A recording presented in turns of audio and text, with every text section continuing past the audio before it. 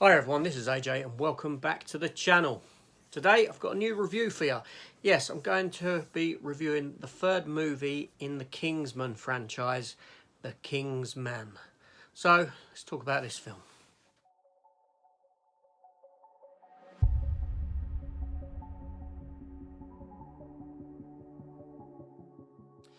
Okay, yeah, so The Kingsman, this is the third entry in the Kingsman franchise. This film goes back and is set in the past. It's a prequel to the other films. Again, directed by Matthew Vaughn, from a screenplay by Matthew Vaughn, and obviously based on the Mark Millar comic book series, The Kingsman.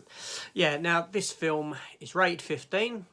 It has a runtime of 2 hours and 11 minutes, and it came out initially in the cinemas on the 26th of December for us here in the UK, 2021, and I believe the 22nd of December for the United States. I may be wrong, after a lengthy delay due to the COVID pandemic. But finally we got it, and it is actually out on Disney Plus in about a week's time, so a very, very quick turnaround. The film had a budget of $100 million and currently is sat at a taking of 121 million worldwide. I'm guessing they expected it to do better, and I suppose they're hoping to recoup some cost from this via streaming. Getting their numbers up and that sort of thing, and a physical media release obviously around the same time. Now, like I said, this film has a star-studded cast in it. First of all, you have the fantastic Ralph Fiennes as Orlando Oxford, Gemma Atherton stars as Polly, Rhys Ifans as Grigory Rasputin, Hans Dickinson as Conrad Oxford, the son of Ralph Fiennes' character, and Digimon Honsu as Shola. I no doubt butchered that name. And this cast is propped up by character actors like Matthew Good, Charles Dance, Aaron Taylor-Johnson from Kick-Ass, another Mark Millar product.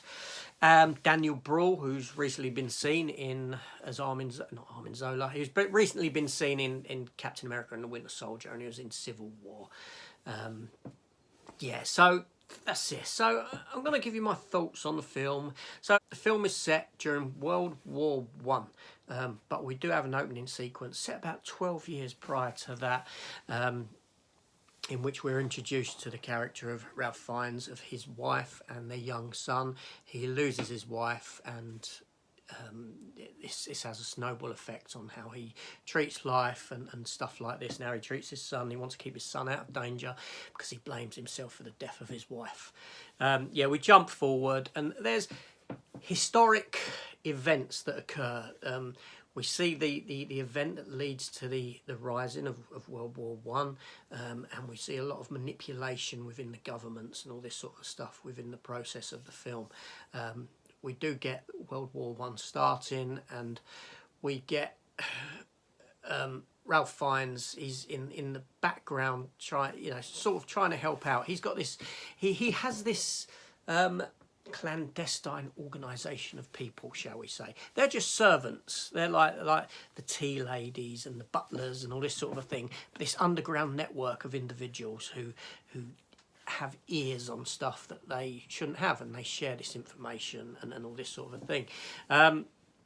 We do see the events of World War One. We're taken into the trenches at one point in the film with Ralph Fiennes' son, and obviously then we have a massive conclusion set piece in this sort of a thing.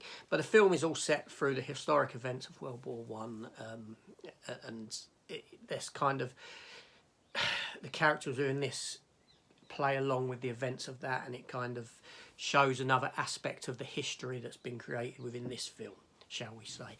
So it's quite a complicated plot in that sense, but nonetheless an enjoyable one.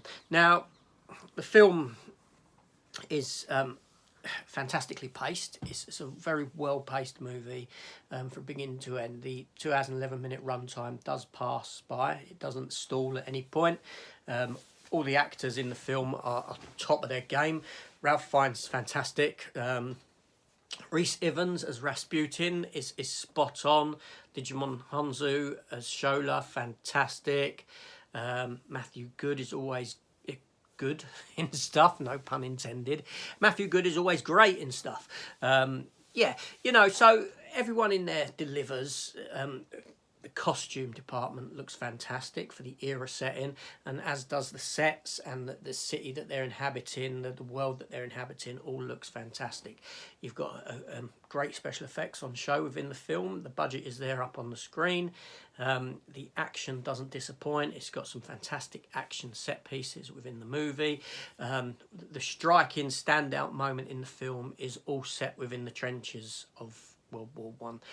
For me personally, I like the history of the world wars and this sort of a thing, and this segment of the film was just, it blew me away. It elevated the film above and beyond what it should have been. It is just fantastic, just, you know, just for that sequence. It's superb.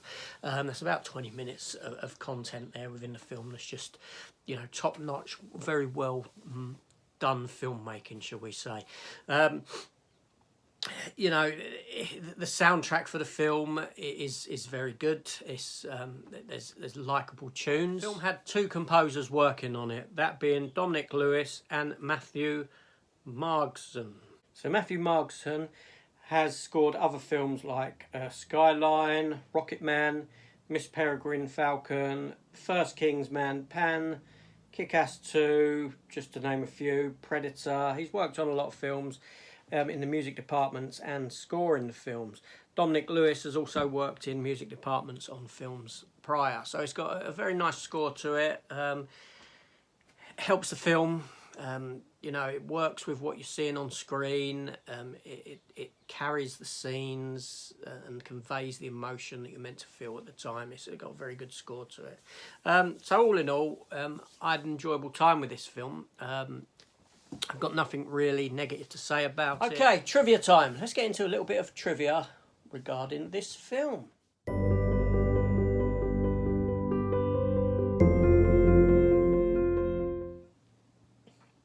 Okay, the movie was delayed from November the 15th, 2019 to February the 14th, 2020. It was delayed again to September 18th, 2020, then again to February the 12th, 2021, and then again to August the 21st, 2021, and then finally to December the 22nd, 2021. That's some hiatus this film was put on because of that pandemic. Yes, all them actors have aged considerably.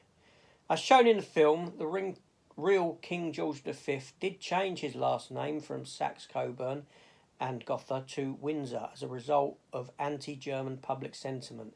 He is the father of King George VI and grandfather of the current monarch, Queen Elizabeth II. The film's working title was The Great Game. This term was given to a political face-off between England and Russia in the 19th century. And last but not least, one more for you. Nicolas Cage, Brad Pitt and Rachel Weisz were all considered for roles in this film. So there we go, a little bit of trivia for you about the film. My history with the franchise itself, obviously I've seen the other two. Now I know the second one people don't tend to enjoy, but I really enjoyed the second one. I don't know why. And the first one was okay, but some of the humour within it didn't sit right with me. There's elements in the humour that leave a bad taste in my mouth, where it starts getting into territory of it's just stuff I didn't like, that I didn't feel was required in the film. Yeah, so anyway, but all in all, fantastic film. The film does set up a potential sequels to this, which I would love to see. Now, I would probably say this is my favourite film within the franchise of The Kingsman, primarily because of this era that it's set in and the interest I have with that era and the historical facts and the way that this plays around with them and sets itself within that, them goings on. So for me, a fantastic film, very enjoyable, and I will be revisiting it sometime soon. Anyway, this is AJ. Thank you for watching, and please consider hitting the subscribe button if you're still hanging around. If not, don't worry. Well, you wouldn't be here anyway if you weren't hanging around. But anyway, leave me a comment down below. Tell me your thoughts on this film. Have you seen it? Are you going to see it when it hits streaming? Also, are you going to pick it up on physical? I will be. And also hit the notification bell to keep apprised of all of my upcoming content, because there will be some. Anyway, this is AJ. Thank you for watching, and I'll see you on the next one. Take care all, and goodbye.